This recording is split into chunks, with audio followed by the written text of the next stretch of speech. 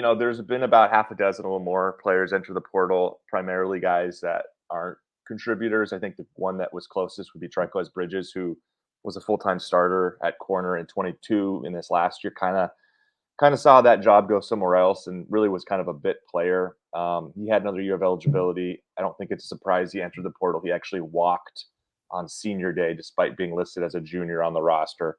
This COVID year is still tripping me up in terms of who can actually have. I mean, because Brian Addison also entered the portal. I think he's been in college football 6 years. So I'm trying to figure out and I don't think there was really an injury. So I'm trying to figure out how he can still have eligibility.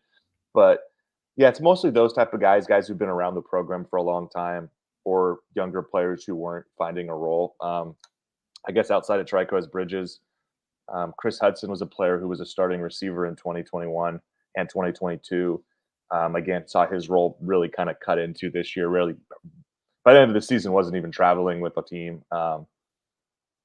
I mentioned Brian Addison, another guy who was, again, a pretty big part of the team for several years. Didn't really play this year. So the names you're seeing here are mostly guys that I don't think figured to have sizable roles in 2024. So early on in the week, certainly a lot of names will probably be added to this list. But I think right now you feel pretty good about the types of names that are leaving, or you don't feel like any of those names are guys that were expected to be starters.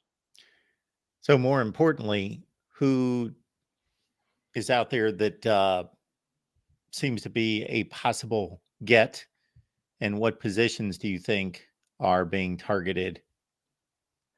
Well, I think quarterback's obviously one. With Bo Nix moving on, they do have Ty Thompson, who's patiently waited his time, but it sort of feels like that patience isn't going to pay off. Oregon's been linked with Oklahoma quarterback Dillon Gabriel.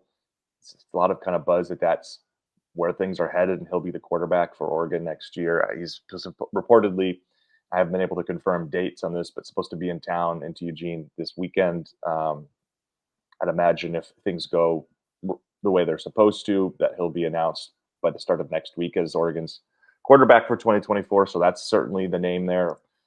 Really experienced guy, had success at a couple different places, led a couple 10-win seasons, played at the highest level.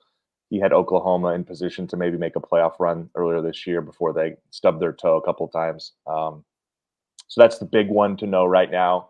I think one that gets interesting is, could they do the 2-for-1 portal quarterback thing and go long-term with Dante Moore, short-term with Dillon Gabriel? That's kind of been some of the buzz here. Dante Moore was an Oregon commitment for much of last cycle.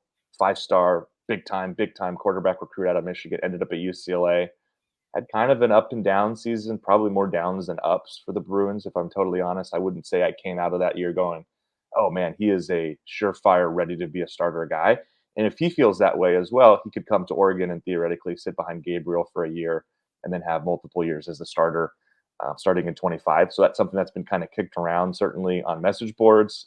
Certainly there's mutual interest that's been known for a while between Oregon and Dante Moore. So that could be something we see play out. And then I guess the other places to look is Oregon has offered a couple of defensive backs. I mentioned Jermod McCoy earlier, the Oregon State corner. I think that's a name to know. He's one of the 4 guys they've offered. Andrew, this is a tough one, out of Clemson. Makubu? Yes. Either way, You whatever got it is. the first time. Yep. Okay.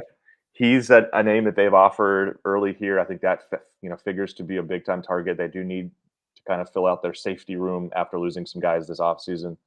And then receiver Xavier Thomas out of Mississippi State is another name to kind of be aware of that was just offered. So I think the positions that they really are going to try to hit here, obviously quarterback.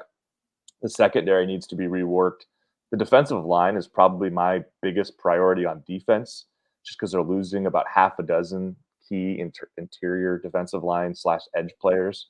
So there's definitely a need there. And then wide receiver with Troy Franklin gone will be a position that they'll want to hit, and probably hit for a couple of guys just to see if they can fill that out. So those are kind of the primary position groups we're looking at right now. There's certainly room to add a tight end, or maybe a luxury would be a running back. Defensively, they might want to take a linebacker or two, but I think quarterback, wide receiver on offense, and then defensive back and defensive line on defense are the big kind of positions to address.